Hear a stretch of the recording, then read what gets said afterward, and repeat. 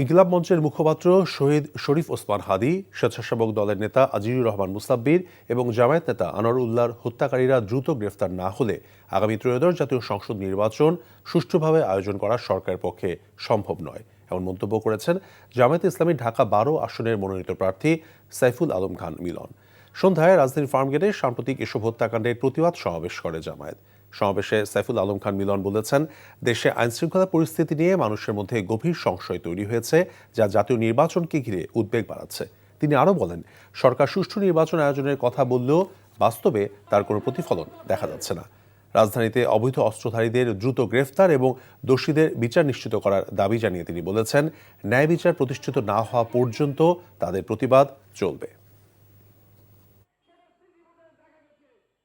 এই খুনিদের অনতিবিলম্বে তাদেরকে গ্রেপ্তার করুন, আইনের আওতায় আনুন, তাদের বিচারের সম্মুখীন করুন এবং অবৈধ অস্ত্র উদ্ধার করুন এবং যে সমস্ত সন্ত্রাসীরা ঢাকা শহরের বিভিন্ন জায়গায় ঘাপটি মেরে আছে তাদেরকে গ্রেপ্তার করুন।